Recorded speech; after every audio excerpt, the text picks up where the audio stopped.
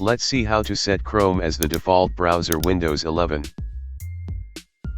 Now go to Computer Settings.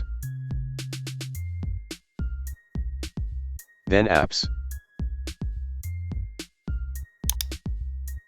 Then Default Apps.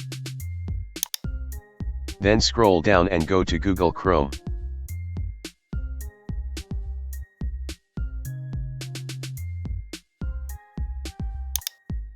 Now set defaults.